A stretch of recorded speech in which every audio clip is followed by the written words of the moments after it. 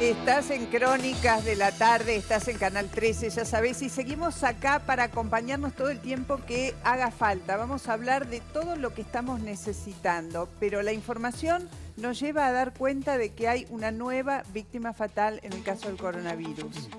El nombre Luis Suárez, 76 años, murió en la localidad de Moreno y su historia está asociada a otra historia de la cual ya hemos venido hablando. Es el abuelo de Eric Toledo, un chico de 24 años que el 13 de marzo regresó de Estados Unidos, que debía estar en cuarentena, seguramente lo recuerdan porque lo hablamos en el programa, y que violó la cuarentena. ¿Violó la cuarentena para qué? Para ir a un cumpleaños de 15, una fiesta que convocó a 100 personas en la localidad de La Reja. Eso generó mucha alarma, él fue interceptado en su domicilio de Palermo, hubo 17 infectados de coronavirus solo de esa fiesta y ahora el dato fatal. Se cobró el coronavirus la vida de su abuelo, Luis Suárez. ¿Hay más detalles, Pampa? Sí, Mónica, hay que recordar que este joven, Eric, entró al país el 13 de marzo. El 14, un día después, fue el cumpleaños de 15 de su prima. Atención porque la que cumplía años era prima. El hombre fallecido, que tenía problemas, enfermedades preexistentes como por ejemplo diabetes e hipertensión, era abuelo de los dos, de la chica que cumplía años y del joven que terminó infectando a 7 personas primero, y después se confirmaron 10 más. Esta notificación que estás viendo, ese video, fue en la clínica adventista, aquí en la capital, cuando la Policía Federal le notificaba la acción que hoy está corriendo en su contra, una acción penal. Ahí tenés la denuncia, una causa que tiene el doctor Markevich, el juez federal Néstor Barral, y por la que está imputado de nada más y nada menos que un delito que lo puede llevar a prisión por 15 años. Es el artículo 202 del Código Penal, que es propagar una enfermedad, pero puede ir más allá, Martín. Sí, exactamente, porque hablamos, Mónica, Nacho, Pampa, con fuentes de la Fiscalía y nos decían, no descartamos, lo estamos analizando porque esta muerte sucedió hace algunos minutos nada más,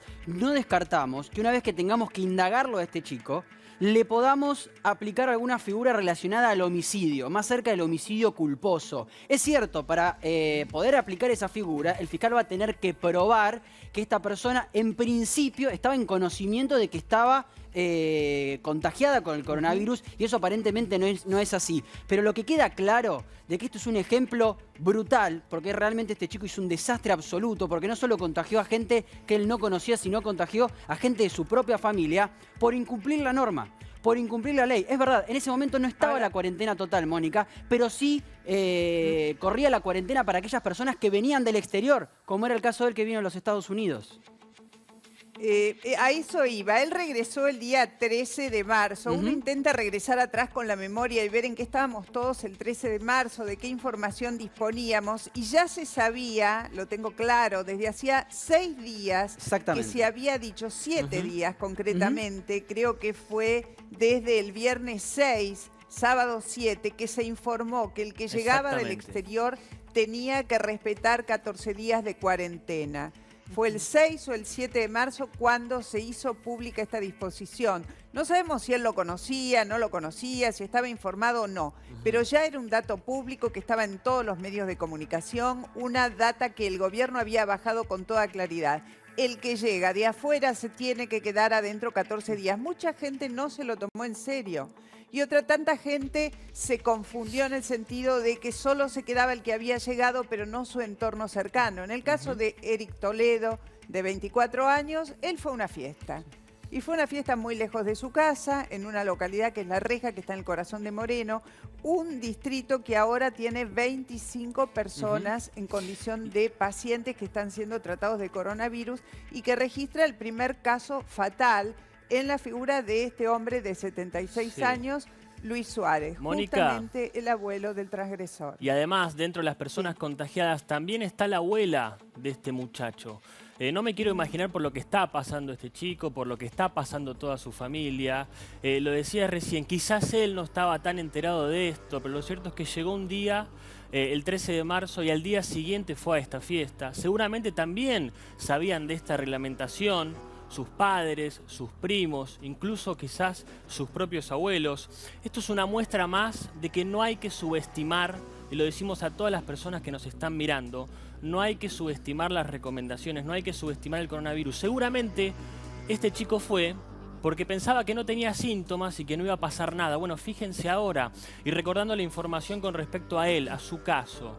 Él estuvo internado primero en el sanatorio Agote, luego fue a su casa y ya tenía buenos síntomas, ya estaba mejor de salud, y la única posibilidad que tenía para salir de su casa era ir al laboratorio Malbrán para terminar con el análisis de su test. Por eso todavía sigue en aislamiento. Ahora, más allá de lo que decía la disposición, más allá de lo que en algunos días más diga la justicia, cometió una responsabilidad, una alta irresponsabilidad, porque para el 13 de marzo, y vos le decías, Mónica, ya hacía 7 días que sabíamos de estas disposiciones, y él no venía de un país cualquiera, ya se estaba hablando, y Estados Unidos ya había entrado como uno de los países de más alto riesgo. Es una irresponsabilidad enorme lo que cometió. Y recordemos que cuando bajabas de un avión, y esto terminó, Mónica, firmabas una declaración jurada. Claro, ahí está. La declaración jurada que firmabas decía que vos firmabas de puño y letra que ibas a estar en tu casa en cuarentena 14 días. Más allá de los síntomas, Pampa, no importa si tenía fiebre o no, Mónica, no importa si tenía tos, porque él,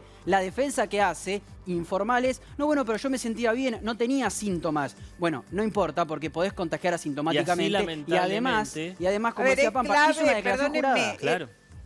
Sí, Mónica. Es absolutamente clave la declaración jurada, porque una vez que vos pasaste por esta instancia bajando un avión, que no es una instancia regular, no es que cada vez que venís de viaje tenés que firmar una declaración jurada, donde se te explica que tenés que permanecer en tu casa 14 días, ya ahí fuiste oficialmente notificado, por lo tanto te comprenden las generales de la ley. Ahora, estamos frente a un caso muy dramático que lo queremos exponer firmemente y de esta manera por la razón que ustedes decían recién, porque esto nos da la pauta de por qué hay que respetar a rajatabla lo que disponen las autoridades. Claro. Las autoridades nacionales que están asesoradas por los epidemiólogos y los que están yendo en el día a día de esta pandemia. Entonces, acá tenemos un caso puntual que se parece bastante, aunque en otra escala, con el del Chaco, donde una médica ya retirada con su hija de 34 años hace lo mismo. Hace Peor lo mismo, porque es médica a tomar en mate este caso. con toda la parentela. El caso es similar, Mónica, y el de Chaco, la mujer está más complicada, aunque las muertes no agravan la figura penal, en este caso de este artículo, pero la mujer de Chaco tiene confirmadas ya 2 muertes, o sea, 2 contagiados. Primero Guido Benvenuti y segundo la mujer que murió ayer de 63 años, que se contagiaron directamente por un contacto estrecho con ella. Ahora, como decimos también, Mónica, el tema de la lógica, y decimos, él fue un irresponsable en hacerlo porque ya se sabía que él tenía que estar en cuarentena, también hay que hablar de la parte estrictamente legal. Estuve consultando con distintos abogados y él está imputado, este joven Eric, por el artículo 202. Para que la gente lo entienda, es propagar adrede una enfermedad, y eso te puede llevar a una pena de hasta 15 años de prisión. Ahora, el fiscal, el juez, en un posible juicio oral, van a tener que probar que él sabía que estaba contagiado, que él sabía que tenía la enfermedad, que lo quiso contagiar y lo quiso propagar adrede. Digo, esa es la parte estrictamente legal. También va a ser difícil probarle eso porque él no tenía en ese momento hecho ningún test y no tenía el conocimiento. Eso es la parte legal. La parte de la lógica, obviamente un irresponsable. De eso se van a encargar los jueces, chicos. De eso se van a encargar los jueces. Nosotros ahora cumplimos en informar que el que transgrede corre riesgos muy ciertos de enfermar a los suyos, de enfermar a otros y de eventualmente tener consecuencias penales. Pero les voy a contar que en el programa de hoy estamos preparando toda una batería de información que tiene que ver con servicios, con cosas que te pueden servir para atravesar esta etapa de la mejor manera posible. Por eso están visitándonos hoy en el estudio la licenciada Alicia Galfaso, que es psicóloga especialista en emergencias y desastres, y el doctor Edgardo Trivisono, que es médico clínico y sanitarista. Los dos, muy buenas tardes, gracias por estar aquí. También les quiero contar a partir del Twitter, @crónicasel13, que vamos a tener una suerte de consultoría laboral. O sea, si tenés alguna duda acerca de si te tienen que pagar, cuándo, en qué tiempo, en qué forma, si tu salario tiene que venir completo o cómo... todas las dudas que tengas nos escribís a @crónicas el13, @crónicas el13, y en un rato vamos a tener un especialista buscando todas las respuestas a tantas preguntas que tenemos hoy. Pampa, DNU contra despidos y suspensiones. Contanos. El 329/2020, un DNU raro, Mónica, es un DNU que fue presentado de manera extraordinaria ayer por la tarde, a última hora del martes. Siempre los DNU se publican en el boletín oficial a primera hora del día. Bueno, este fue ayer. ¿Y por qué? Tiene que ver con lo que vos estabas diciendo recién, y por eso vamos a consultar al especialista en Derecho Laboral. Porque esto empezó con la reacción de Paolo Rocca, de Techint, con la suspensión o el despido de 1.450 obreros. Pero hay otras empresas que empezaron a querer seguir la línea de Techint. Y bueno, ¿qué hizo el gobierno? Con este decreto suspende las suspensiones, valga la redundancia, y los despidos por 60 días. ¿Qué dice este DNU? Que de ahora en más, toda suspensión o despido queda literalmente suspendido, valga la redundancia, por este decreto. Y además hay que decir que se van a inyectar 380.000 millones de pesos para empresas y pymes. ¿Para qué? Para paliar esta crisis que va a llevar seguramente no un mes, sino varios meses de la economía argentina. Bueno, ahí lo tenemos, Pampa. Se suspenden los despidos y las suspensiones, obviamente para el que tiene un trabajo en blanco. Recién, hace un ratito nomás, el presidente de la Nación, Alberto Fernández, dejó reinaugurado el Sanatorio Antártida. Estaba allí con Hugo Moyano, y a propósito de todo el revuelo que hubo por las cosas que dijo de los empresarios, recuerdan ustedes cuando el domingo definió como miserables aquellos que despidieran gente, hizo una encendida defensa de Hugo Moyano.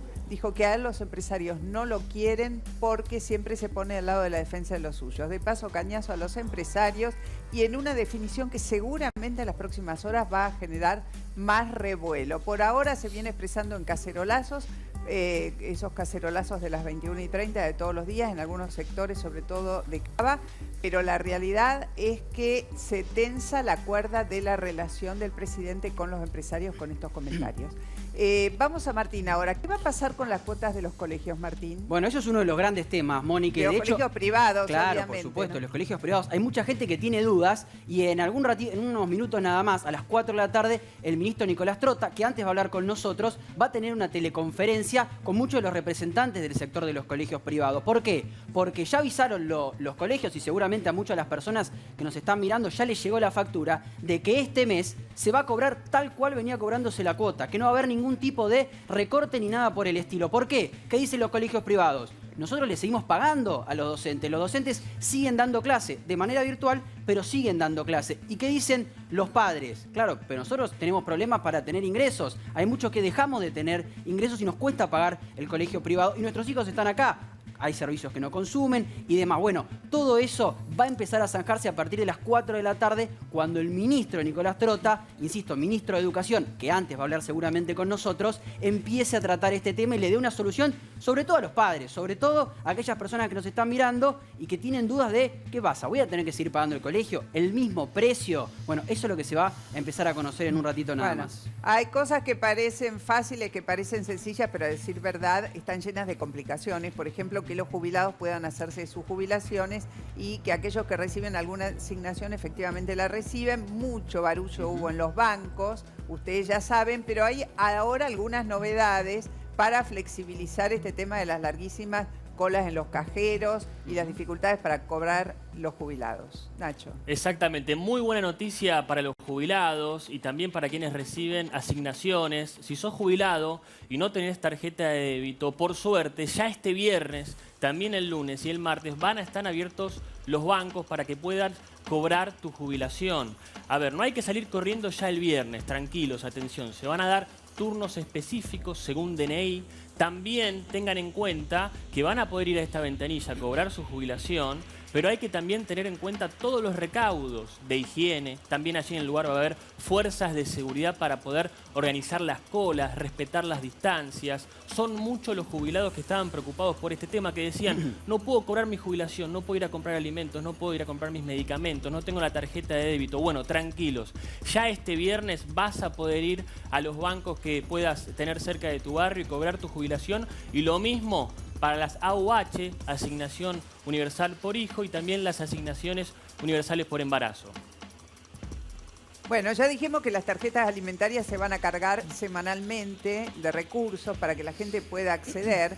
Es muy importante empezar a pensar que hay que hacerse amigo de las tarjetas, de las claves de las tarjetas, para ir menos al banco. Entre otras cosas, tengan en cuenta que ese famoso trámite que se hace cada 3 meses en los bancos para certificar la supervivencia de los jubilados, por el momento está suspendido. O sea, se van buscando nuevos mecanismos que hagan un poquito más fácil la vida de todos. Pero hay que tener un poco de paciencia, no es fácil, es complicado y no hay que resistirse al uso de la tecnología.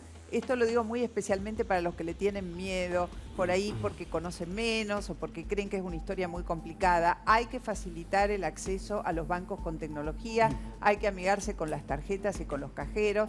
Y la verdad que en este momento está muy complicado, no es el mejor lugar para ir los cajeros, entonces todo lo que se puede hacer desde casa mucho mejor. Pampa, ¿qué información nueva tenés? Decidimos llamarlo la pandemia dentro de la pandemia, Mónica, porque siguen los femicidios. 14 desde que comenzó esta cuarentena. El último caso, ahora lo vas a ver en un video, se llamaba María Florencia Santa Cruz, de 30 años. Fue asesinada en Tigre por una persona que está detenida. Pero te decía, 14 en lo que va de la cuarentena. Teníamos en las últimas horas el caso de Cristina Iglesias, de 40 años, y su chiquita de 7, Pilar Riesgo en Pompeya. Y te podría nombrar una a una las jóvenes y no tan jóvenes que fueron asesinadas en lo que va de marzo.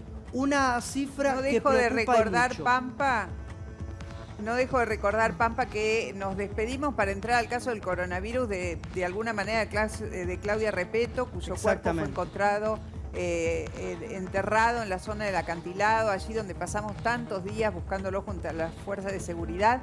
Y todos los distritos se preparan, y muy especialmente los intendentes de las zonas más populosas, para asistir al caso de un brote fuerte de la violencia de género. En cuarentena la violencia de género entra en estado de emergencia también.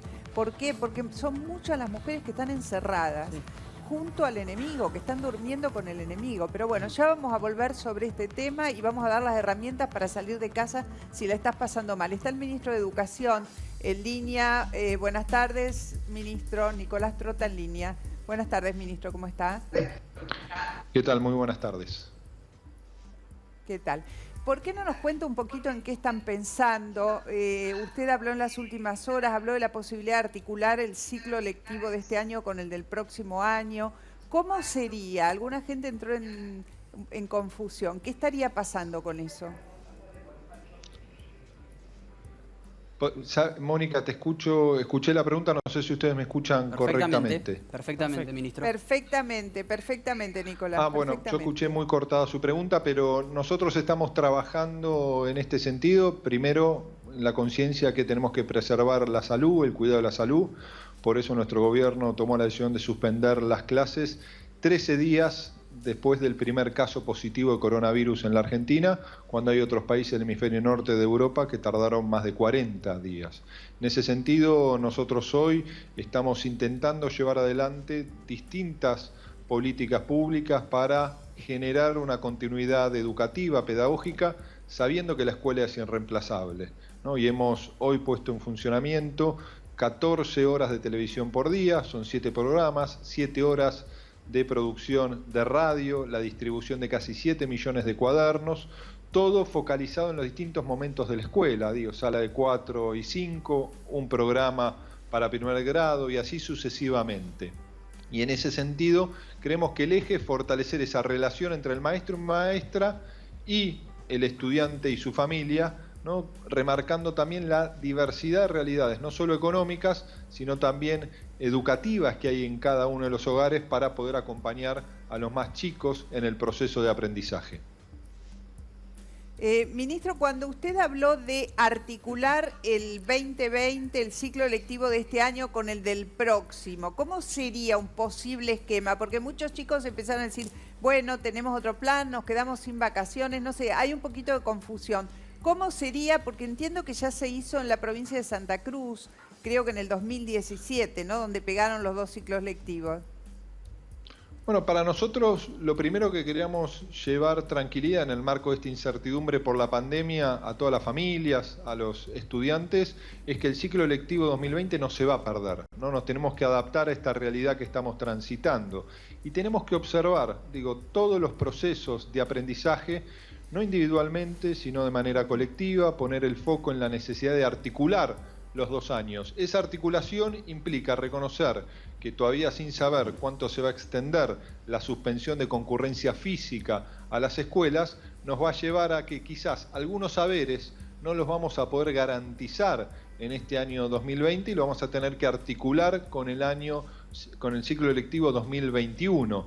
Y ahí también podemos empezar a analizar, llegado el momento, todo lo que es el calendario escolar, si hay que modificar en algún aspecto lo que puede ser las vacaciones de verano, pero también ahí, Mónica, yo creo que tenemos que ser conscientes que vamos a estar saliendo, ¿no?, de un proceso que genera angustia a todos. También va a ser importante en el momento de superar la pandemia, ¿no?, que fortalezcamos los procesos de aprendizaje, pero también que le demos respiro, ¿no? Respiro a los maestros y a las maestras que están trabajando a la distancia, también a los estudiantes, a los niños que están en la incertidumbre y a la familia, ¿no?, que está acompañando estos procesos de aprendizaje. ¿Qué quiero decir con esto? Vamos a tener que analizar múltiples realidades para poder tomar la decisión correcta, no solo del Estado Nacional, sino también con todas las provincias, con la Ciudad de Buenos Aires y con los actores del sistema educativo, como son los maestros y las principales referencias pedagógicas y educativas de nuestro país. Ministro, en las últimas horas empezó a hablar en los medios, y de hecho lo hicieron algunos funcionarios y epidemiólogos, que se evalúan formas de salida parciales de la cuarentena. De esta cuarentena que en principio tiene fecha de salida el 12 o el 13 de abril, si así lo prefiere. Pero el presidente ha dicho que lo que menos le preocupa es el regreso a clase, que hay otras cuestiones más urgentes. Le pregunto esto porque hay mucha gente que se hizo la película de en cuanto se abra un poquito, lo primero que se van a abrir son las clases, el ciclo lectivo. ¿Qué tienen para decir de eso? Bueno, al presidente lo que más le preocupa, como creo que a todos los argentinos y argentinas, es la salud, ¿no? Y a partir de allí, nosotros cuando nos preguntaban si íbamos a suspender las clases, dijimos que lo íbamos a hacer en el mismo instante que lo recomienda el Comité de Expertos o la Organización Mundial de la Salud, y así lo hicimos ese domingo, ¿no? Y ahora planteamos lo mismo, frente a la recomendación de la vuelta a las clases, ya sea en todo el país o en alguna jurisdicción en particular, si esa recomendación surge del Comité de Expertos, es lo que vamos a hacer. La vuelta a clases no es una decisión educativa, es una decisión epidemiológica, que es lo que queremos dejar en claro a la sociedad, porque también ahí tenemos que llevarle certidumbre, tranquilidad a los padres, que el momento que volvamos a las clases no va a implicar ningún riesgo para los niños, para las niñas y tampoco para las familias argentinas en general. Ministro, recién lo comentábamos. ¿Qué va a pasar? Perdón. Perdón, Mónica, no, adelante. No, una última pregunta. Hay una preocupación muy fuerte por los chicos que están en las zonas más apartadas, allí donde no hay abastecimiento suficiente de conectividad, de acceso digital. Hay muchas zonas del país, muchas escuelas que no tienen garantizado el acceso digital y tampoco las comunidades próximas donde están los chicos haciendo su cuarentena. ¿Cómo se trabaja en esos sectores? Bueno, nosotros hemos desplegado y hemos iniciado esta segunda etapa el día de hoy, que se vincula por un lado a la programación de radio, no solo por Radio Nacional, sino también por muchas radios privadas, cooperativas, de 7 programas diarios de 1 hora cada uno, que son Radio Escuela, ¿no? Al mismo tiempo la distribución de casi 7 millones de cuadernos, que son 9, uno para cada momento del ciclo escolar, y al mismo tiempo nuestra plataforma Seguimos Educando se puede navegar desde los celulares de manera gratuita, y eso es importante porque no consume los datos de los planes, aunque sean teléfonos prepagos con tarjeta, ¿no? Y eso ha sido posible por el compromiso de las 3 empresas de telefonía celular, y eso también es una medida que democratiza el acceso, ¿no? Y esto es algunas de las decisiones que estamos impulsando conjuntamente con las provincias para poder llegar a todos los puntos de la Argentina. Martín. Sí, ministro, recién estábamos hablando del tema de las cuotas de los colegios privados y decíamos, es una de las grandes preocupaciones, me corregirá si me equivoco, pero en algunos minutos nada más usted va a tener una videoconferencia, una teleconferencia importante acerca del tema, pero hay muchos padres que nos están mirando, ya les llegó la cuota del colegio privado, obviamente se está haciendo difícil acceder a los ingresos de cada uno, por supuesto, por el cierre de distintas actividades. ¿Qué se le puede decir a esos padres? ¿Tienen que pagar la cuota? ¿La van a pagar completa? ¿Qué va a pasar el próximo mes? Bueno, le decimos a los padres y a las madres que estamos preocupados por ese tema. Por eso en una hora vamos a tener esta videoconferencia con todas las cámaras y organizaciones que aglutinan a las instituciones de educación privada, que la realidad de estas escuelas es muy diferente. Digo, hay algunas que tienen aporte o subsidio y claro, con eso se pagan los salarios de los docentes, y en algunas jurisdicciones de todo el personal que trabaja en esa escuela. Otras escuelas que no los tienen se sostienen a partir y exclusivamente de las cuotas de sus estudiantes. Entonces, lo que sí tenemos claro es que es un tiempo de ser solidario, es un tiempo que no puede haber abusos, pero también queremos escuchar a las instituciones educativas, porque para resolver un problema que surge a partir de la priorización de la salud, que afecta a nuestra economía, tenemos que ser conscientes también que hay que garantizar el salario de los maestros, del personal no docente. Claro. Queremos escuchar a todas las partes y a partir de allí tomar las decisiones que sean precisas para poder aliviar esta preocupación que tienen muchos padres, pero remarcando también, ¿no?, que los maestros y las maestras siguen trabajando, ¿no? A la distancia. Le hemos pedido, como lo vienen haciendo, que doblen el esfuerzo, que generen el vínculo con sus estudiantes, que podamos dar la mayor continuidad pedagógica en este tiempo de cuarentena y de no concurrencia física a las escuelas. Ministro, y hablando de pedagogía, ¿cómo reciben hoy los chicos esto de tener clases vía internet, vía televisor, vía radio? ¿Es aceptado? Digo, uno que estudió de otra manera costaría un poco, pero los chicos están básicamente creciendo con toda la tecnología que los invade. ¿Cómo es esto? Bueno, es un momento excepcional, ¿no? Y momentos excepcionales, impensados algunas semanas atrás, demandan que busquemos nuevos caminos de aprendizaje de todos, del propio sistema educativo.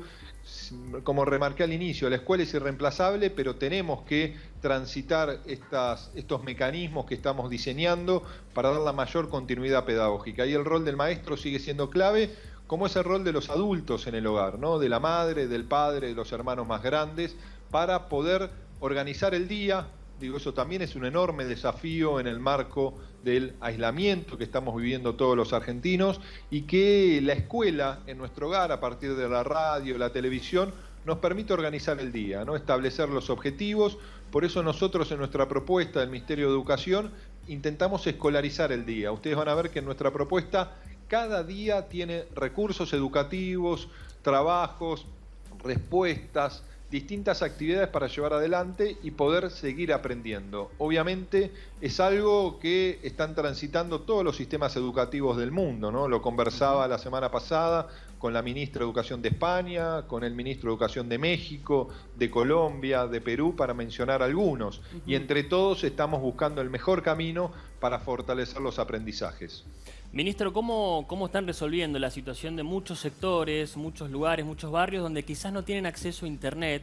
Repasábamos también estos días las escuelas que sirven como comedores, como lugar de abrigo para muchos chicos. En ese sentido, ¿qué medidas están tomando?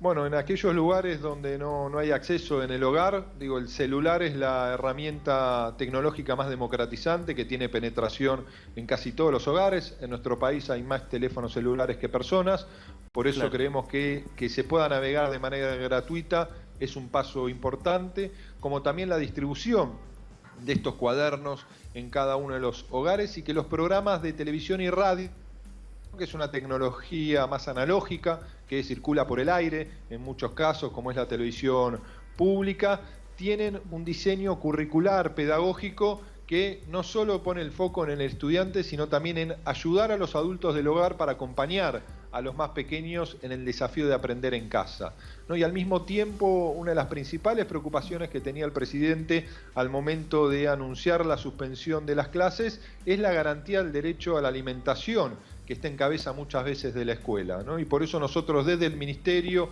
conjuntamente con el Ministerio de Desarrollo Social, coordinamos y supervisamos todo lo que es el proceso de pasar del comedor a las viandas o a los módulos de alimentos que están distribuyendo cada una de las provincias, y hay pocas provincias donde con el esfuerzo muy marcado de los maestros y los directivos de escuela todavía están funcionando los comedores. En gran parte de ellas se ha pasado a las viandas y a módulos, que incluye la comida para 3, 5 o 1 semana según la jurisdicción.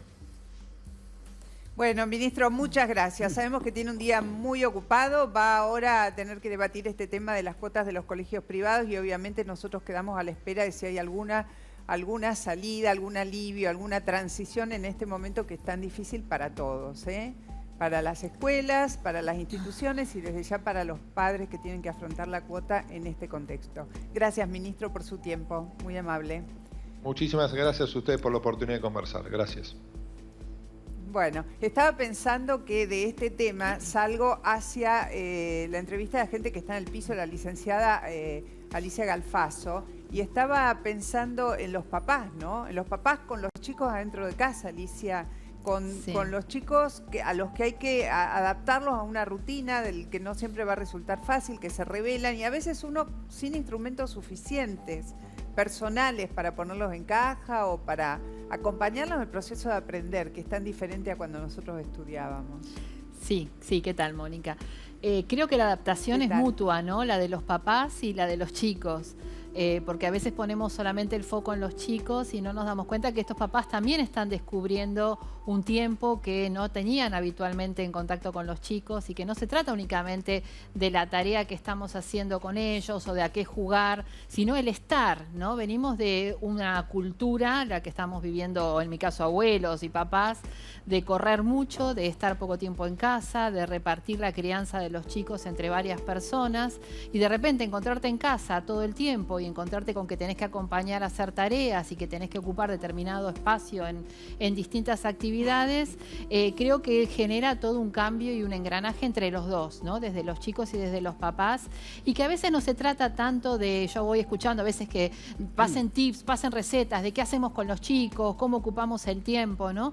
Creo que hay que bajar un cambio, hay que aflojarse y sencillamente hay que disfrutar, más allá del miedo, más allá de ciertas cuestiones que nos atraviesan a todos con el cuidado de esto. Creo que es una enorme oportunidad para aprovechar un tiempo que nos quejábamos siempre que no teníamos, ¿no? Veníamos de correr y de decir, no tengo tiempo para estar con los chicos, no tengo tiempo para cocinar, claro, no tengo tiempo para nada. Bueno, ahora tenés tiempo. Ahora lo tenés. ¿No? Ahora, licenciada, esto que pasa con los chicos que canta, perdón, Mónica, simplemente una reflexión con la licenciada, digo, esto que pasa solamente fueron 15 días hasta ahora. Digo, ¿es normal, dentro de, encomillado la palabra normal, de que por pasar 15 días encerrados con nuestros hijos tengamos tantos problemas? ¿O habla un poco de nosotros como padres o como sociedad?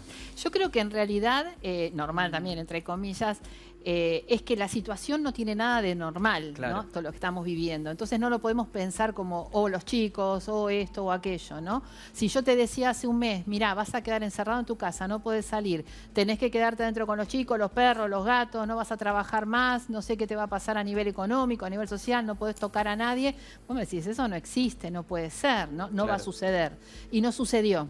Sí. Entonces todo eso nos va a llevar a un montón de cuestiones que no son normales. Y a todo esto lo atraviesa el miedo. Tengo miedo a contagiarme, algo que no conozco, algo que no veo, algo que no sé, a un montón de cantidad de informaciones que se atraviesan cruzadas. Claro. Entonces eso lo hace más difícil todavía, ¿no? ¿Me permite, licenciada, sumar a un tema más a la distancia? Además de todo esto, porque yo entiendo el análisis que hace Martín, primero que es difícil relacionarse fuera de una rutina familiar con los chicos. No es fácil con los chicos de este tiempo, porque la distancia que hay entre las generaciones, hoy al compás de las nuevas tecnologías y todo eso, es inmensa. Pero además, y pienso en los papás que están trabajando en casa, haciendo home office, o sea, trabajando a la distancia, que también necesitan su tiempo de trabajo al interior de las casas, que a veces son chicas con los chicos saltando alrededor.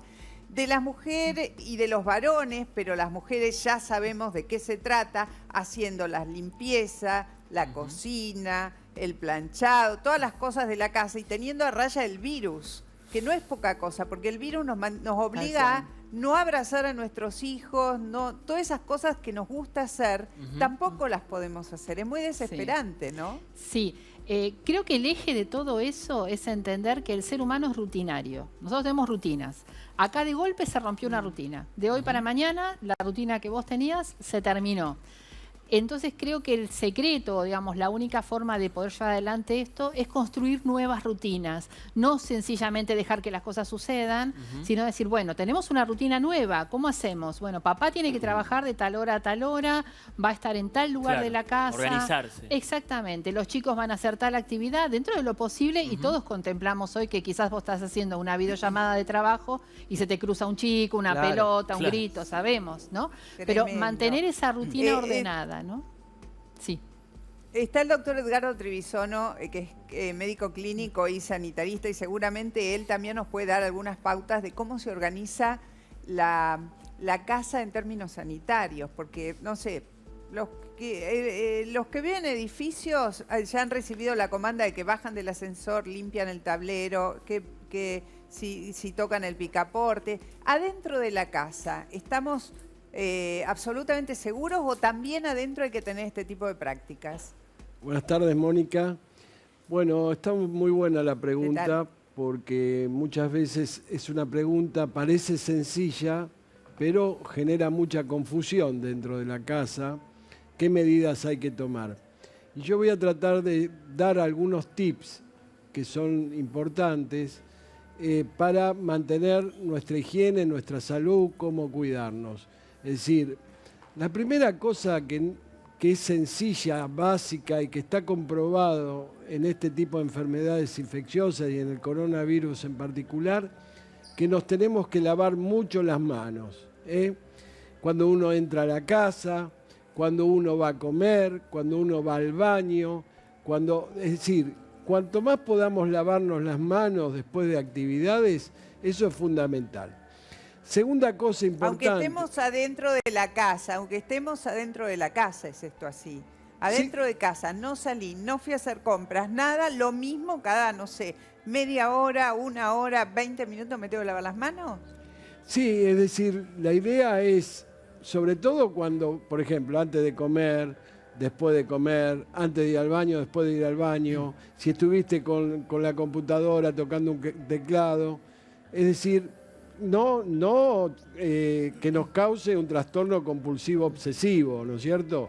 Pero toda la familia debería hacer estas prácticas de 20 segundos, lavarse las manos, 20 segundos, que es la mejor, no hace falta en ese caso alcohol en gel.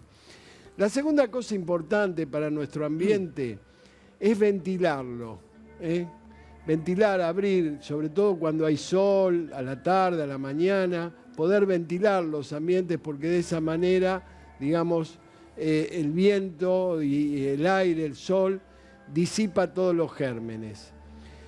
Tercera cosa es la limpieza que podamos hacer, obviamente, de nuestra casa y de nuestros objetos, es decir, con 10 mililitros de lavandina en un tacho de agua de 10 litros, eso nos puede servir para usar para el piso, digamos, claro, y para superficies. Sí, para todas las superficies. Bueno, habrá superficies como por ejemplo el celular que tenemos que también podemos usar alcohol diluido, para ciertas superficies, pero yo digo algo práctico, general, ¿no? Digamos. Que no Ahora, claro, general. Doctor, le hago le pongo un escenario bien sencillo, que esto va a empezar a pasar cada vez más, por eso es importante recalcarlo. Supongamos que yo estoy en mi casa, soy de las personas que tiene que salir a trabajar porque estoy exceptuada o voy al supermercado a comprar. Un día me levanto y empiezo a tener un poco de dolor de garganta y después un poco de tos y después por ahí me sube un poco la fiebre. ¿Qué es lo que tengo que hacer? ¿Qué es lo primero que hay que hacer? ¿A quién tengo que llamar? ¿A quién le tengo que avisar? ¿Cómo me tengo que manejar en esa situación? No sé qué tengo todavía, pero tengo algunos síntomas que algunos coinciden con todo esto que estamos hablando. Bueno, es interesante lo que planteas porque se ha ampliado el caso de sospechoso. Claro.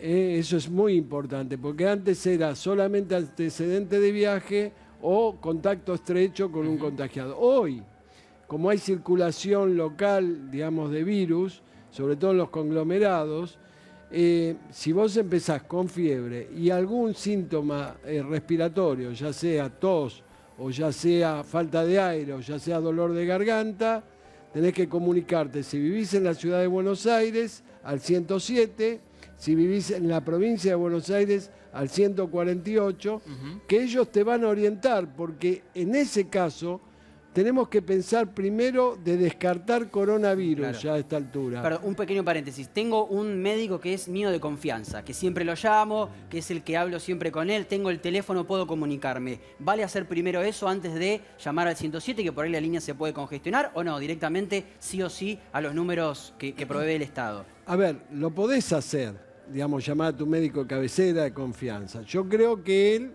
obviamente, con prudencia te va a orientar. Pero ¿qué va a pasar? Supongamos que vos estás realmente infectado de coronavirus. Sí. Si tu médico va a tu casa, digamos, y no tiene la protección adecuada, se puede contagiar. No es lo ideal, claro. Entonces, ¿por qué se pusieron estas líneas? Porque ellos hacen la clasificación telefónica. Hay gente entrenada, epidemiólogos, todo, que, digamos, de acuerdo a los síntomas que tengas, te mandarían, en el caso de una sospecha, una fuerte presunción de COVID-19, te mandan una ambulancia del SAME con toda gente bien, preparada. Claro. Doctor, si Sí. yo hace un mes y medio atrás, o quiere poner directamente el año pasado, yo llamaba con estos síntomas y me iban a decir, vos tenés una gripe normal, común. ¿Cómo hace la persona que está del otro lado, la interlocutora, para decirte o para decir, no, a esta persona mandémosle a alguien especialista, o esta persona puede tranquilamente ir a una guardia? ¿Se entiende? Digo, porque los síntomas son parecidos. Sí, entiendo. Digamos, a ver, obviamente, si tenías antecedente de viaje, si tenías contacto estrecho con gente que estuvo de viaje o con, digamos, con contagios o contacto de esos contactos, Claro. pues se forma una cadena. Bueno, eso puede dar una idea. Ahora, si, digamos, vuelvo a insistir, antes, inclusive, los primeros casos, se descartaba primero influenza. Como no estamos todavía en el pico, digamos, de circulación de virus de influenza, que eso es más mayo, junio, julio, entonces ya se empieza a pensar, sobre todo si estás en un lugar de circulación viral, de que podés tener coronavirus. Y está bueno hacerte el test, digamos, porque si te detectamos, te tenemos que aislar a vos, a tu familia, a los contactos, para que no sigas contagiando. Porque vas a cursar a lo mejor como una gripe que se te puede curar en tu casa.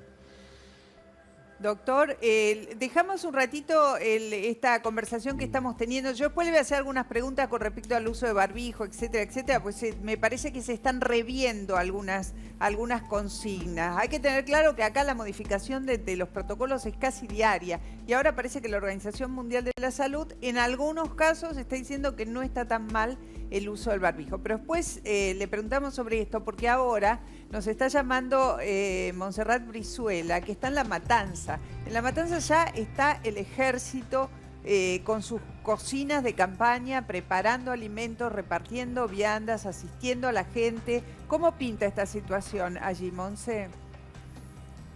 ¿Qué tal, Mónica? Muy buenas tardes. Sí, estamos en uno de los 7 puntos de expendio de comida. Estamos aquí con los miembros del Ejército Argentino, que como bien vos decías, están elaborando comida. Aquí 5.000 raciones van a ser las que hoy solamente van a preparar para distribuir entre 34 comedores, también comedores de iglesias y merenderos, para abastecer a miles de personas. Mónica, lo que están buscando es apuntalar lo que ya hacen, ¿sí?, los comedores. Por ejemplo, si en un comedor le dan de comer a 200 personas, lo que hacen es darle un poco más de raciones para poder pasar esta pandemia que lógicamente lo que provocó es que más gente se acerque a los comedores comunitarios para poder alimentarse.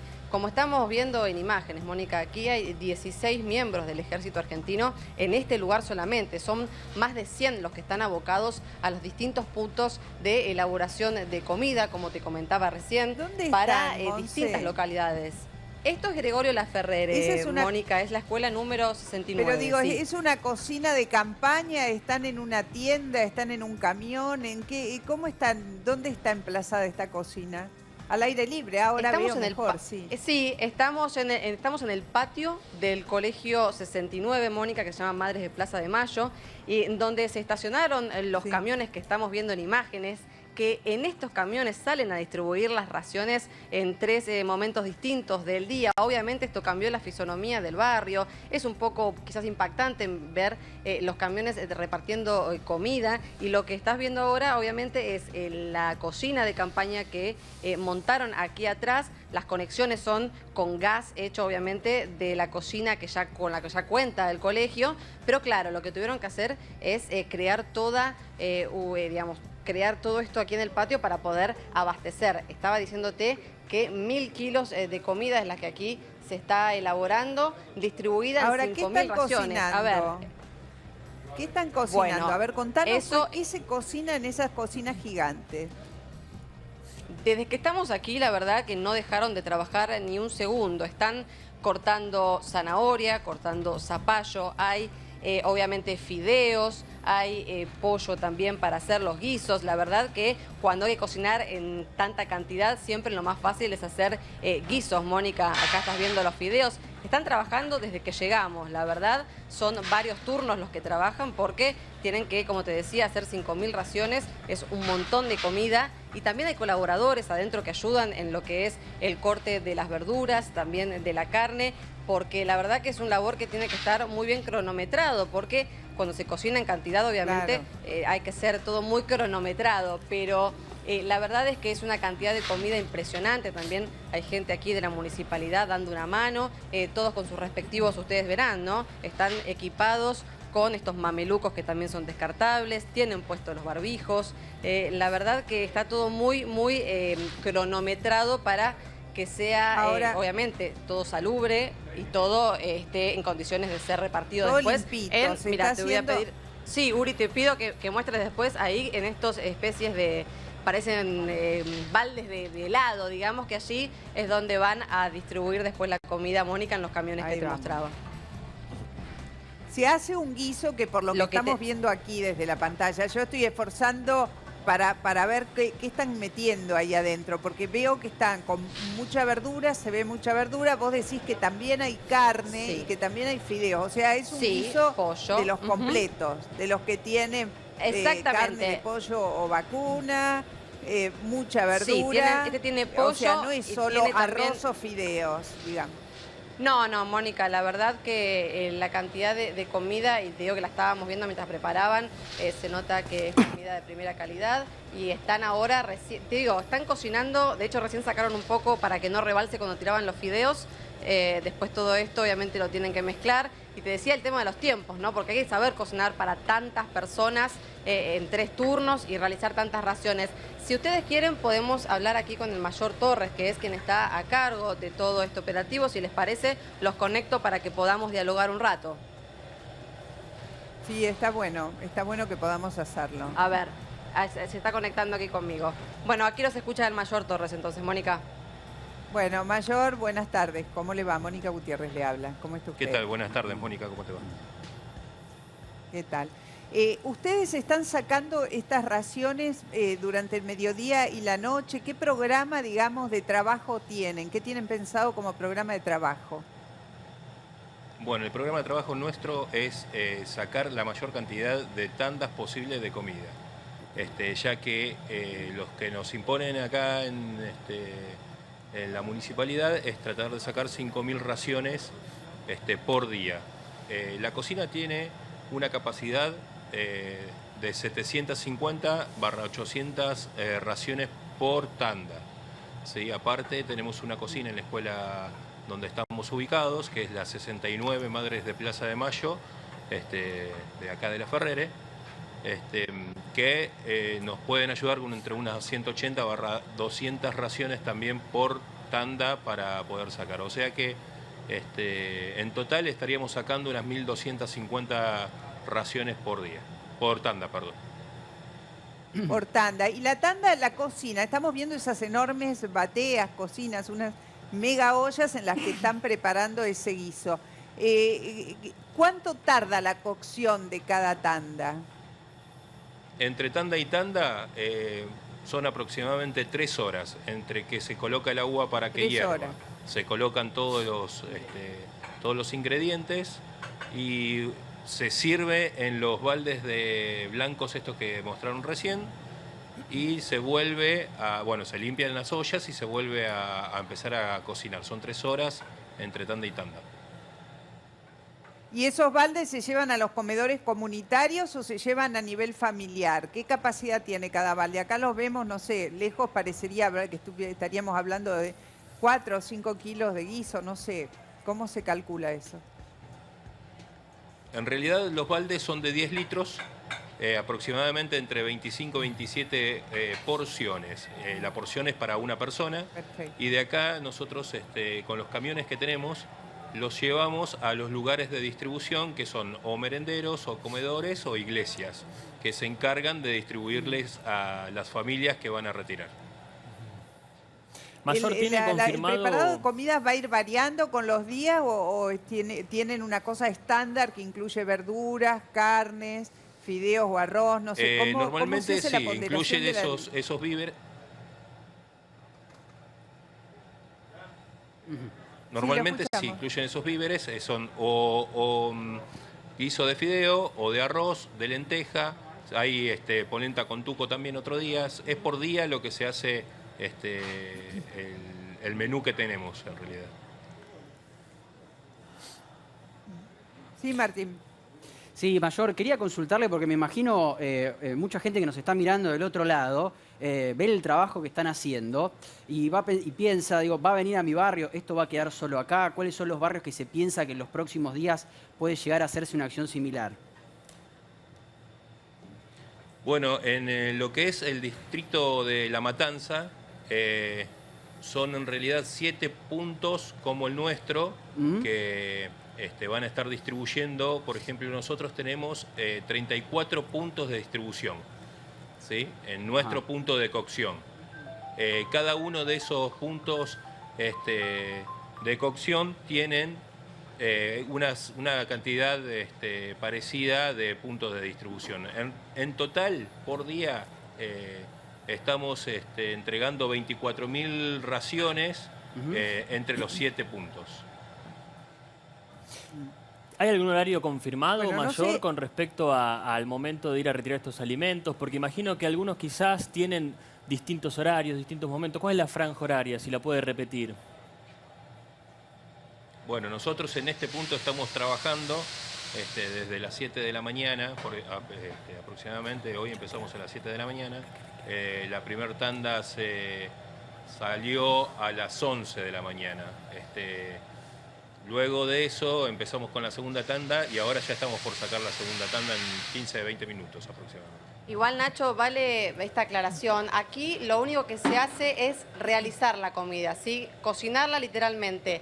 Después esto va a los comedores. Acá en los colegios y en los puntos de expendio no se va a estar dando, ¿sí? Comida. Que no es un dato menor porque hay gente todavía, esto es muy nuevo, esto comenzó ayer y hoy recién se aceitó como para poder cocinar en cantidad. Esto se va a mandar a los comedores. La gente que ya está anotada en los comedores, que dependen de desarrollo social, esta movida depende de desarrollo social, la partida presupuestaria sale de allí, que se queden tranquilos, que si ya están anotados o si se fueron a anotar en estos días por el tema de que cerró su colegio y no pueden comer, todo depende de ese comedor, ¿sí? Aquí en los puntos donde se realiza la comida no se va a estar dando. Te digo esto para que la gente que lo está escuchando no se acerque aquí porque no les van a estar dando, porque esa no es la función que están ellos realizando acá. Sí. Sí. Hacés muy bien en hacer esta aclaración, porque mira, lo que está pasando en muchos lugares, en muchos distritos, y no necesariamente en los más pobres, que hay sectores medios de gente que era cuentapropista y que hasta ahora vivía de lo que producía, de su día a día, de su trabajo, de su oficio, que no está en el radar del Estado en cuanto a asistencialismo, que está empezando a pedir ayuda, y lo que está pidiendo concretamente es ayuda alimentaria para bancarse la cuarentena y tener para comer. Para este sector los municipios están también pensando, porque no hay gente que esté acostumbrada, ni siquiera sepa dónde están los comedores, los merenderos, está pensando alguna manera de hacerle llegar viandas con alimentos o acceso a bolsas de alimentos. Este es un sector que va creciendo, es gente que nunca pedía alimentos y que ahora es un fenómeno muy nuevo que están percibiendo los jefes comunales. Se acercan a la municipalidad y con mucho pudor piden que los ayuden a bancarse por lo menos la comida hasta que esto termine.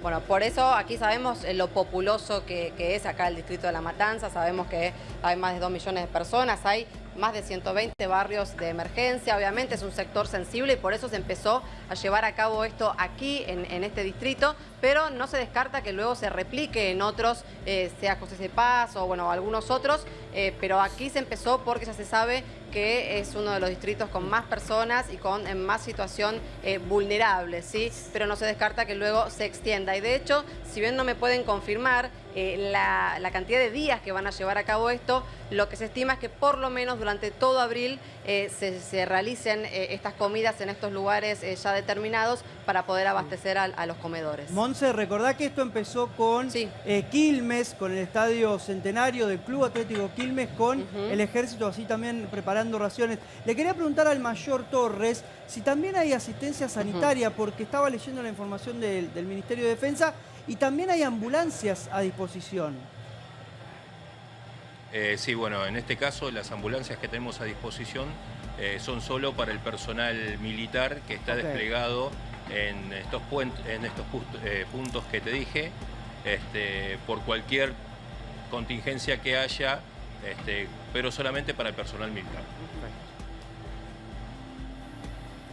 Bueno, Monse, muchas gracias por este informe, agradecerle al mayor. La verdad que impresiona un poco ver estas escenas del ejército haciendo estas tareas que tienen que ver básicamente con lo humanitario. Impresiona mucho porque nos pone de frente a una postal que es casi de tipo bélica, ¿no? Ver en nuestros peajes los uniformes de película verdes, nosotros nos remite. Los camiones militares, los que estamos, tenemos posibilidades de desplazarnos hacia nuestros lugares de trabajo porque estamos cumpliendo una cuarentena más recortada, estamos viendo esas escenas que son muy impactantes, muy impactantes. Los hospitales de campaña, en fin. Gracias, Monse. Ahora nosotros les habíamos prometido que íbamos a tener un consultorio laboral, que todas las preguntas o consultas que ustedes nos hagan llegar a @crónicas13, las vamos a canalizar. Está en línea Juan Pablo Chiesa, abogado. ¿Qué tal, Juan Pablo? ¿Cómo estás? ¿Qué tal, Mónica? Muy buenos días, buenas tardes a todos. Bueno, está bueno recordar las obligaciones del pago de los salarios. Estamos entrando primero de mes, alguna gente ha cobrado ya ayer, pero hay otra tanta que no sabe, tiene la angustia si va a cobrar o no. Hablo de los que tienen un trabajo regular en blanco con relación de dependencia. ¿Cuáles son las obligaciones al día de hoy de los empleadores? Bueno, los salarios se deben pagar íntegro, ya sea trabajo esencial o no esencial. La diferencia es que los trabajadores aislados, los que están en la casa y tienen teletrabajo, van a cobrar su salario en forma normal, como el mes pasado, pero los que se quedan en su casa y no poseen teletrabajo, ya sea porque la empresa no tiene los mismos o el empleado no tiene los suministros, va a cobrar la parte de la cuarentena no remunerativa, no va a llevar aportes y contribuciones en el empleador y el trabajador va a cobrar esa parte sin los 17% de descuento, sin los aportes patronales. Eso es importante porque la persona va a poder tener quizás el dinero más de bolsillo, más puro, sin tener los aportes. Tenemos muchísimas consultas al respecto.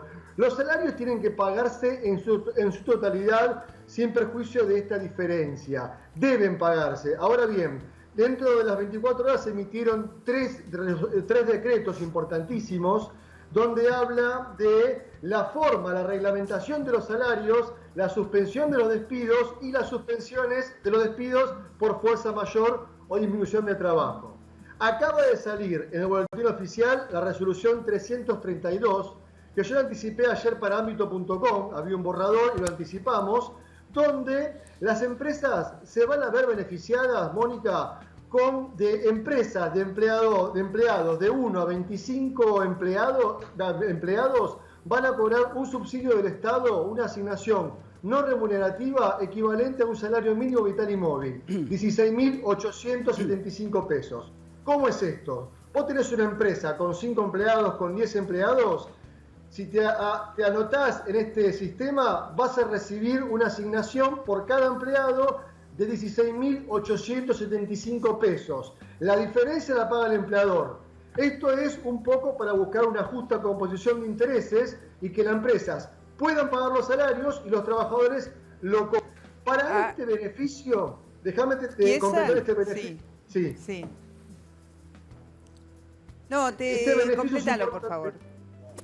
Es importante que las empresas que se ajustan a este beneficio, aparte que van a tener un financiamiento para el formulario 931, que es el formulario de las cargas sociales que pagan los empleadores, de marzo y de abril va a haber un financiamiento y una condonación de hasta el 95%. Lo importante es que los que se adhieren a este beneficio no pueden suspender por fuerza mayor y ni despedir sin causa o con causa. Y los despidos que hubo del 29 de febrero al 30 de marzo los tienen que reincorporar a la empresa en las mismas condiciones. Si cumplen con estos criterios, el Estado les va a dar esta asignación. Bueno, hasta ahí, Chiesa. Vamos a abrir el juego al panel para que ellos canalicen todas las preguntas que nos está mandando la gente, @crónicas del 13. Es muchísimo. Claro, no se puede despedir ni suspender gente y si se lo ha hecho a partir del 29 de febrero hay que reincorporar si es que las empresas no quieren tener problemas y si es que quieren recibir este beneficio que el Estado va a aportarles a los que tengan menos de 25 empleados. Chicos, las preguntas. Son muchísimas, Mónica, las consultas que vamos recibiendo a través de Twitter, como decía vos, Mónica, y lo puede leer la gente acá abajo, @crónicas13, ahí nos escriben. Y tenemos la primera consulta, que es de Alejandro, y pregunta, buenas tardes, mi hijo cobra una pensión no contributiva y nosotros estamos sin trabajo. ¿Nos corresponden los 10.000 pesos? Se refiere obviamente al bono del ANSES. No, no le corresponde porque dentro del grupo familiar hay una persona que recibe una pensión no contributiva. Claro. Y esto es un ingreso familiar por emergencia, no le corresponde. Juan Pablo, Natalia escribe, quisiera saber sobre el bono extraordinario del día 27, imagino que es el de ANSES. No me depositaron, no cobré nada, tenemos 2 nenas y estamos sin trabajar hace mucho tiempo. Los pagos se realizan a partir del día viernes, lunes y martes en todas las sucursales de los bancos con horario reducido. Solamente van a poder ingresar a las entidades bancarias las personas que no tienen tarjeta de débito, jubilados, pensionados, beneficiarios de la AUH y beneficiarios de embarazadas y fondo de desempleo. Esas personas pueden acercar a los bancos porque ANSES ya está depositando los dineros en las cajas de cada uno. Nombraba Juan Pablo el fondo de desempleo, te acerco a la consulta de Doris, dice, por favor, ¿alguien puede decir cómo se cobra el subsidio por desempleo? Perfecto. El subsidio por desempleo va a aumentar de 6.000 a 10.000 pesos. Yo te lo cuento que acaba de salir publicado. Aumenta de 6.000 a 10.000 pesos, depende de la característica de cada beneficio. Se va a cobrar por la ventanilla de cada banco a partir del día viernes, asignado por número de documento. Terminaciones 0, 1, 2 y 3 el viernes, lunes y martes 3, 4 y 5, 6, 7 y 8 respectivamente. Si no tenés tarjeta de débito, les aviso a la gente que tiene tarjeta de débito, no vaya a los bancos, primero porque no puede ir y segundo porque no lo van a dejar entrar. Es únicamente a la gente que no tiene tarjeta de débito. Solana García pregunta, ¿cómo me puedo inscribir en el ingreso de emergencia si se pasó la fecha por DNI? Bueno, el ANSES hoy miércoles abrió nuevamente la inscripción hasta el viernes 23:59.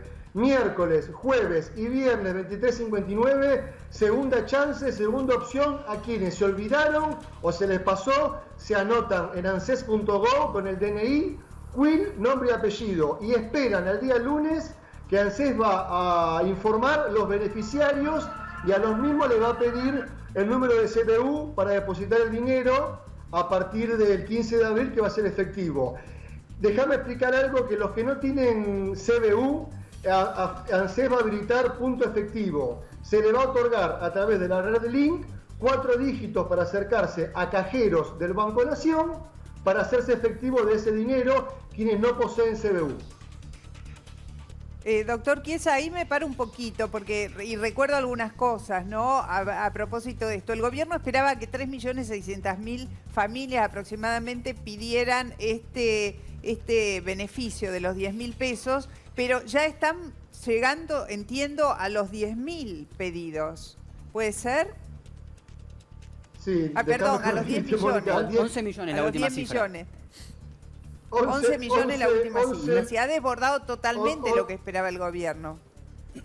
11 millones, Mónica. Y está mal porque el relevamiento que se hizo previo de 3.6 millones, que son monotributistas A y B, beneficiarios de la UH, embarazadas, del plan de la beca Progresar, personas que están en el trabajo informal. Yo te pongo un ejemplo, Mónica. Si vos sos una persona informal, que estás en negro, que no tenés ingresos, pero si tu marido o tu mujer está en blanco, no lo cobrás, porque el ingreso no es por persona, es por familia. Claro, entonces, es por familia. No se anoten todo, porque perjudicamos a los demás. El sistema colapsa. No puede ser que haya 11 millones de personas cuando el relevamiento en la base de datos de ANSES no supera los 4. Y aparte hoy la ANSES mismo dijo que se iba a fijar en distintos rubros para ver si las personas aplicaban. Inclusive dijeron, vamos a fijar a ver si tienen embarcaciones. Obvio. Embarcaciones. Si tenés una embarcación, obviamente no necesitas el subsidio de la ANSES porque es para personas que no reciben nada. Sí, Mónica. ¿Sabés qué pasa, Martín? Que lo mismo pasaba con algunas jubilaciones y las jubilaciones mínimas. Hay mucha gente que entró al sistema y en algún momento se pensó en ver gente que estaba cobrando una jubilación mínima, pero además tenía ingresos, vehículos, más de una propiedad, embarcación. Entonces, en este momento hay que ser más solidario que nunca, no mandarse a pedir los 10.000 pesos si tenés con qué llegar a fin de mes para comer, porque de eso estamos hablando. La ANSES está siendo rigurosa, pero si se llega a pasar y te dan el subsidio a vos, que no lo necesitabas, se lo está sacando a alguien que sí lo necesita de verdad, y esa plata le puede hacer la diferencia. Pero Mónica, déjame aportar un dato importante. Déjame aportar un dato importante, el tema de este beneficio. Es un beneficio para la gente que está en la economía informal, que no tiene trabajo. Tienen que ser solidarios, porque, por ejemplo, muchas preguntas sobre la SUAF. La SUAF, Mónica, es el Sistema Único de Asignaciones Familiares. La SUAF que tienen embargo, no lo cobran. La SUAF con embargo, no lo cobran. Tienen que estar claro porque es una medida judicial. El ANSES está preparando algo para ello, pero no lo cobra. O sea, las casas particulares, las mujeres que trabajan en casas particulares, que son 450.000 personas, sí cobran, pero no el servicio doméstico de empresa. Ojo con eso. El servicio de maestranza que limpian empresa, no, pero sí las casas particulares. O sea, hay que tener cuidado y leer bien la resolución y estar muy seguro de lo que estamos haciendo y informar bien. Fundamentalmente, informar bien. Bueno, muchas gracias. Nos tenemos que ir a la pausa. Muchas gracias, Juan Pablo Chiesa, doctor Chiesa, por esta cantidad de noticias que nos ha traído y de información para aclarar el panorama, ¿sí? Ya volvemos. Estamos en cuarentena.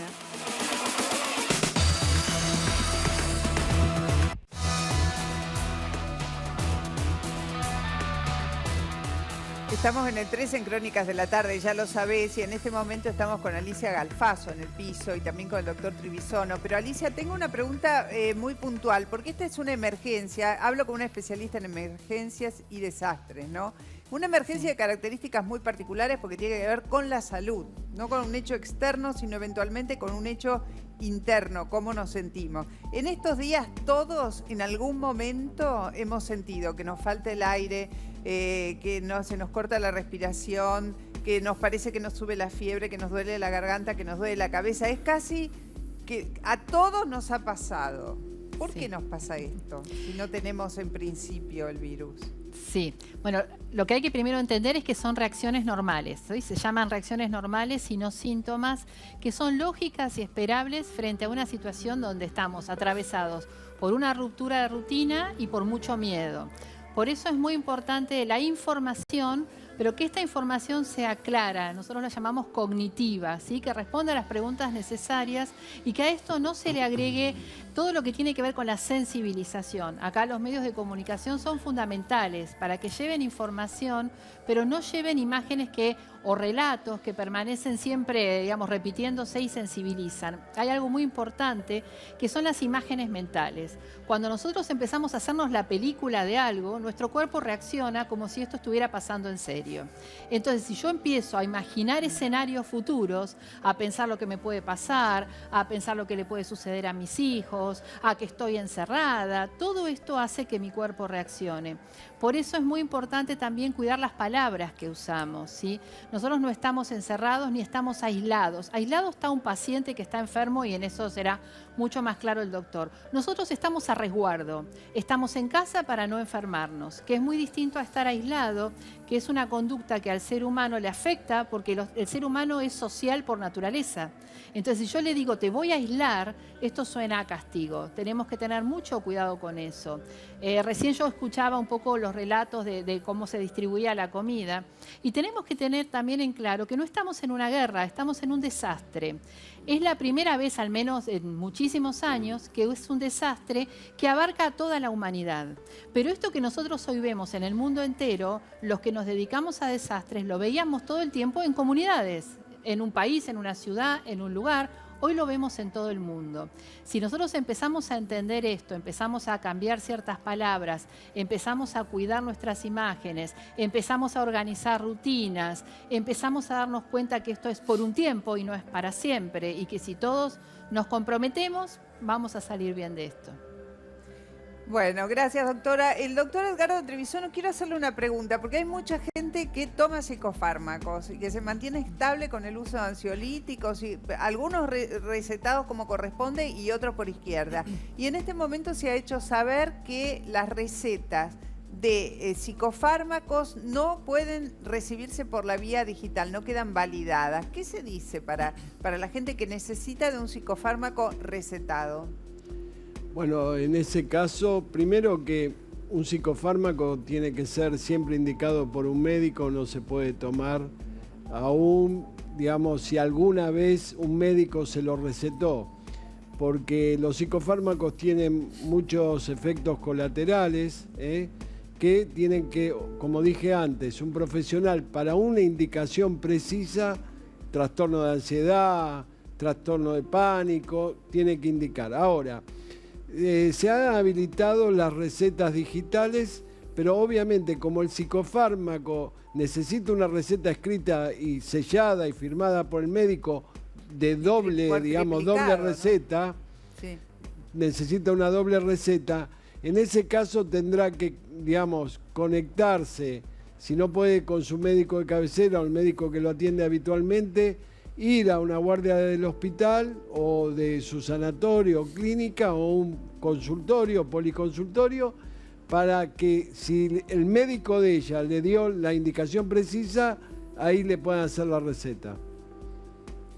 Bueno, doctor, a los dos muchas gracias, muchas gracias. Los necesitamos más que nunca para que nos contengan, para que nos asesoren, para pasarla lo mejor posible en esta escena. Le doy las muy buenas tardes a Luis Brandoni. ¿Qué tal, Luis? ¿Cómo estás? Hola, Mónica. ¿Cómo te va? ¿Qué tal? Tanto tiempo. Bien, bien. Tanto tiempo que no nos cruzamos por la vida.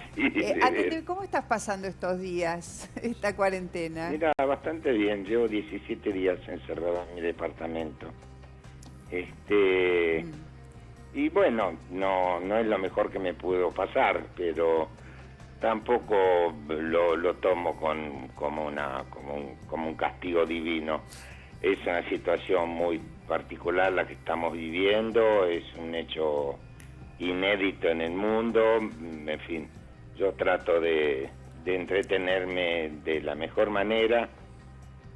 Estoy haciendo cosas que me vengo prometiendo desde hace muchos años, como por ejemplo arreglar mis fotografías, ordenarlas un poco. Hace apenas 21 o 22 años que me lo estoy prometiendo, entonces ahora tengo tiempo suficiente como para hacerlo, y aprovecho también para leer. En fin, hablo por teléfono más que de lo habitual, y casi diariamente subo a la terraza de mi edificio a caminar un poco, tomar el sol y hacer algún que otro ejercicio. Más que eso no. ¿Estás acompañado o estás solo en la cuarentena? No, estoy solo, pero te acompañado. Tengo yo una empleada que al mismo tiempo, digamos, vive en este mismo edificio porque su esposo es el encargado del edificio, de modo que eso es una comodidad. Hace 17 años que está conmigo. Eso es una gran tranquilidad para mí. Una mano. Sí. De todos modos, en fin, si tengo que hacer alguna cosa de las que están permitidas hacerse, lo hago yo también. Pero, en fin, en ese sentido estoy tranquilo. ¿Cómo crees que está el gobierno llevando esta? Sí. No, lo que lamento sí es que esto apareció una semana antes de un estreno mío en el teatro, en multiteatro. Entonces eso sí significó una frustración grande que espero desquitarla en un mes y medio más, no más. Supongo que Mira, creo que a buena parte de nosotros nos ha cambiado los planes. ¿Cómo? Esto nos ha cambiado muchos planes a todos. Todos teníamos algún plan de estar haciendo alguna que otra cosa en estos días. Y sí, desde para luego. algunos un proyecto muy fuerte como el tuyo.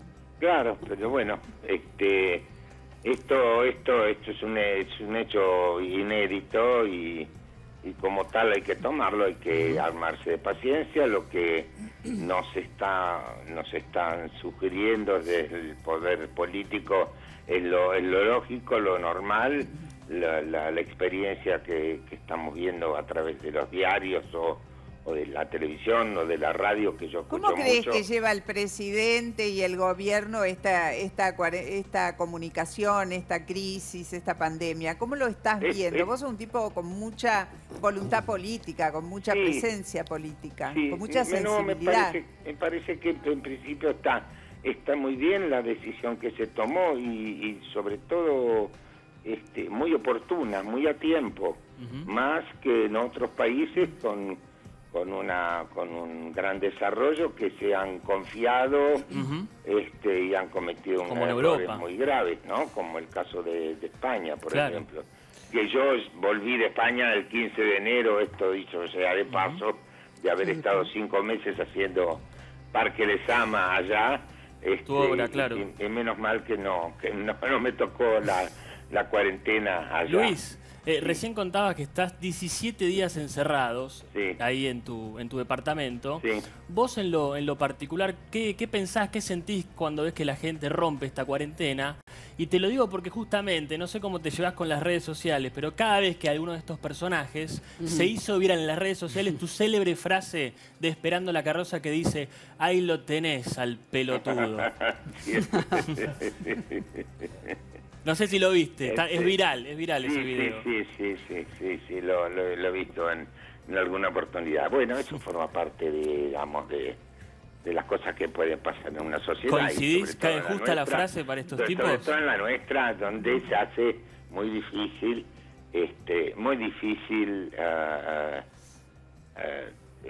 cumplir con las normas, ¿no? Claro. Digo, es un país, y la nuestra, por ejemplo, es una ciudad donde difícilmente un colectivo, un taxi o un auto particular arranque con la luz verde, arranca siempre con la roja o la amarilla. Digo, y se frena. Un día casi me lleva por delante un ómnibus, me bajé asustado y el tipo me dijo: pero me frenaste con la amarilla. Me retó y le dije: ¿con qué querés que te frene? No, porque no, sí, es tal cual. A mí 2 veces me atropellaron de atrás por frenar con la amarilla. Claro, pero porque vos también le frenaste con la amarilla no se frena, con la amarilla se sigue. De modo que esto, de todos modos, me parece que es una minoría de gente. Algunos no podrán evitarlo, otros lo harán porque creen que están por encima de las normas, pero no debemos quedarnos en eso, sino pensar que en general en el país, lo que nosotros sabemos del resto del país, ha sido muy cuidadoso con esto, muy cuidadoso. Te tengo que despedir, Luis. ¿Me haces la frasecita? ¿Me la haces? ¿Me Ahí la está, dejás? que la regale. frasecita, Por favor. La de la peli. ¿Qué cosa, querida? Se lo piden tantas veces que La claro. frasecita, ahí lo tenés. ¿Cómo? La frasecita, la que te está haciendo viral. Ah, esa no, pero no sé, no, si no tengo a quién dedicársela, no lo digo. Claro, está muy bien. No, lo cierto es que bueno, hay que todo tener bien. cuidado y espero que salgamos bien de esto. Lo que no entiendo bien es cuánto se está preparando para un avance que yo no veo que venga, digamos, un pico. Que no lo veo venir y están tomando muchas medidas en ese sentido. Entonces, esto me preocupa el retraso con que venga. Yo creo que hay retraso en la detección del virus y entonces esto me preocupa un poco, pero creo que las cosas se van a resolver bien.